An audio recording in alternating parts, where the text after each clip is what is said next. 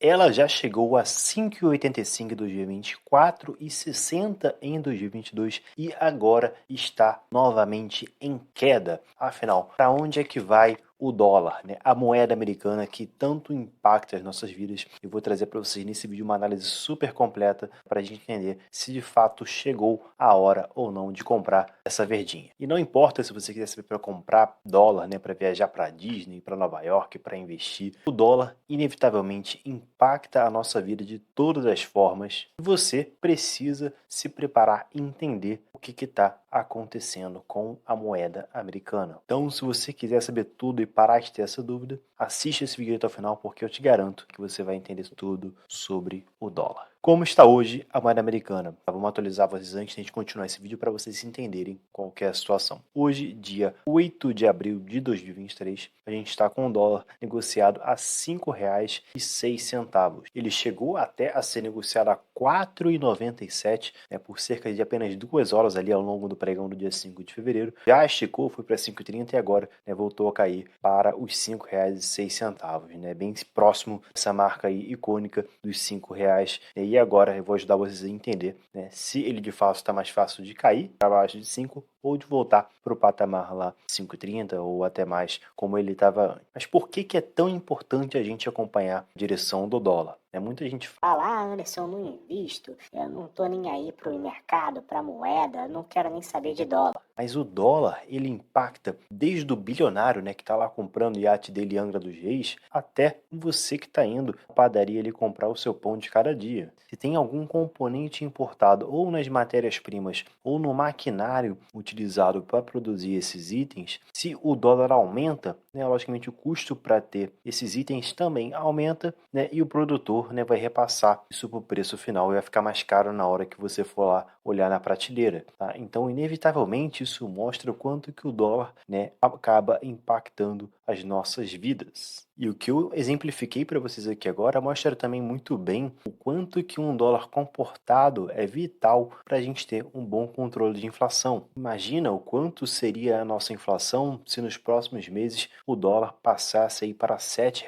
né? O quanto de produtos que não iriam aumentar. Facilmente a gente teria esse IPCA, que é o indicador oficial de inflação, que está hoje em 5,6%, ele iria, né, muito facilmente para acima de 10% com todo esse descontrole, porque novamente o dólar impacta e muito em toda a cadeia produtiva, seja aqui no Brasil ou no mundo inteiro. Mas então, quem é que manda no dólar? Não é mais simples só baixar, né? O Banco Central, né? Alguém decidir que o dólar vai ser R$ 2, R$ 3, R$ 4, o que for, né? E tá bom, tá todo mundo feliz? Não é tão simples assim, pessoal. E é importante eu deixar claro uma coisa aqui: um dólar alto não é de todo ruim para a nossa economia. Pode atrapalhar as suas férias aí em família para Disney ou sua ida para Nova York? Pode, infelizmente, mas nós somos sim um país muito exportador. Em 2022, o Brasil exportou 334 bilhões de dólares contra 272 bilhões de dólares também em valor importado. Então a gente exportou aí cerca de 50, 60 bilhões a mais do que a gente importou. Então imagina se por acaso esse dólar, né, voltasse a R$ 1,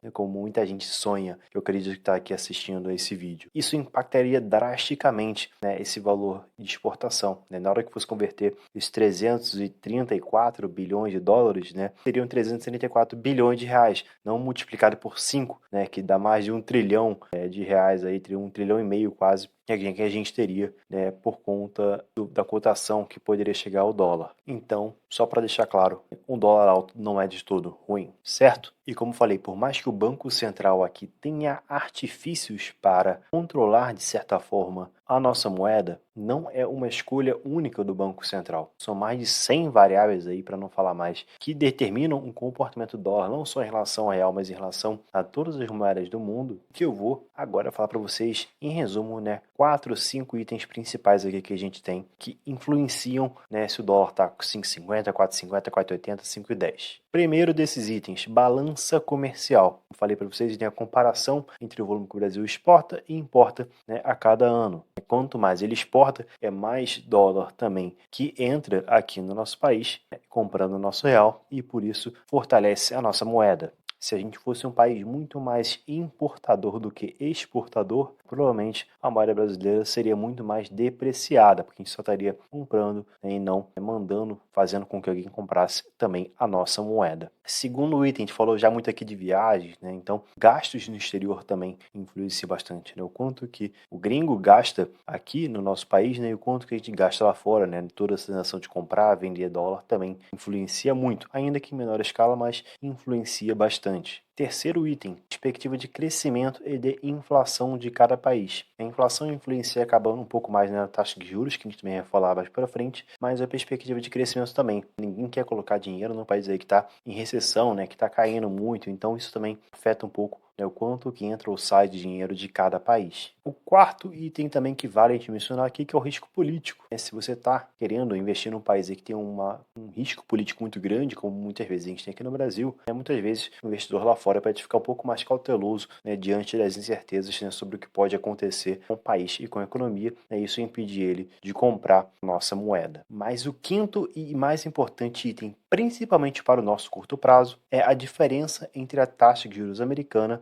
e a taxa de juros brasileira. E agora eu vou aproveitar um pouco mais para entrar nesse quinto item, que, como prometi para vocês, é o que mais deve impactar a nossa moeda no curto prazo. A diferença entre a taxa americana e a brasileira no que tange a juros. E eu vou tentar ser um pouco mais didático aqui, tá? Nesse sentido. Então, vamos tratar de dois exemplos hipotéticos. Cenário A. A gente tem uma taxa de juros americana em 2% ao ano e a taxa brasileira em 12% ao ano. Então, para o gringo investir no nosso Brasil, ele tem uma diferença aí que seria de 12 menos 2%, né? Que seria de 10%, né? Que seria o nível de atratividade para ele investir no Brasil, né? O quanto que ele ganharia mais, né, em termos percentuais ao ano, colocando dinheiro aqui no Brasil, tendo que comprar nossa moeda e, consequentemente, fazendo o dólar cair. Mas imagine agora um outro cenário, o cenário B, no qual a gente teria uma taxa brasileira em 10% ao ano e a taxa americana em 5% ao ano. Essa diferença, ao invés de 10, seria de 5%, né? 10 menos 5, 5%, que seria o ganho adicional que o gringo teria para investir aqui no nosso país na renda fixa. Como esse diferencial no cenário B, né, é menor do que no cenário A, em um cenário ele teria 10% a mais, né, de ganho e no outro ele teria 5% de ganho a mais, é racional a gente entender aqui que vai ter mais gente querendo investir no Brasil no cenário A do que no cenário B. Então, também a gente consegue deduzir nesse cenário de que o dólar estaria muito mais baixo no cenário A, porque é muito mais gente, né, colocando dinheiro aqui para o Brasil do que no cenário B. Então, quanto maior for essa diferença entre a taxa brasileira e a taxa americana, menor é o dólar. Mas só faço um novo adendo aqui. O americano não precisa só que essa diferença seja maior, porque inevitavelmente sempre vai ser. Ele precisa que seja uma diferença tanto maior quanto que compense todo o risco político, de volatilidade de câmbio, de incerteza sobre inflação, liquidez, de burocracia e outros itens aí que precisam compensar, né, nessa diferença para ele poder tirar o dinheiro dele de casa e colocar aqui no nosso país. E como é que está hoje essa diferença que eu falei no cenário A e B de forma hipotética? Hoje a nossa Selic, a nossa taxa de juros está em 13,75% e a americana está entre 4,75% a 5%. Só lembrando que lá nos Estados Unidos eles não têm um número definido como a gente tem aqui na nossa Selic, que é 3,75. Eles trabalham com um intervalo, né, uma banda, como a gente também fala, vai aí de 4,75% a 5% ao ano. Então, se a gente for olhar no limite superior aí da banda de 5 a 13,75, tem uma diferença que seria de 8,75% a mais, né, para ele investir aqui no nosso país. Então, se aqui esses 13,75 diminuírem, lá fora esses 4,75 a 5 aumentarem, né, a gente vai convergir, né, para algo mais parecido com o cenário B. Falei no exemplo, essa diferença vai diminuir e o nosso câmbio vai aumentar. Então, depende muito de como é que vai ser a política monetária lá fora e aqui no Brasil. Por aqui, a gente tem muita perspectiva na Alckmin de que o nosso Banco Central comece a cortar a Selic ali na reunião do dia 2 de agosto. E nos Estados Unidos, a probabilidade implícita nos contratos futuros de mercado de que a gente tenha 14% de chance de um corte lá em 26 de julho. Então, ao que tudo indica, os dois bancos centrais aí já começando a reduzir. Então, essa diferença vai depender muito da velocidade com que cada banco central está reduzindo a sua taxa de juros. A expectativa do mercado oficial, segundo o último boletim Focus, agora do começo de abril, é de que o dólar termine o ano de 2023 a R$ 5,25, consideravelmente acima dessa cotação que eu mencionei para vocês hoje de R$ 5,06. Aqui na Alckmin, né, infelizmente, para muitos que estão assistindo a gente, inevitavelmente, a gente não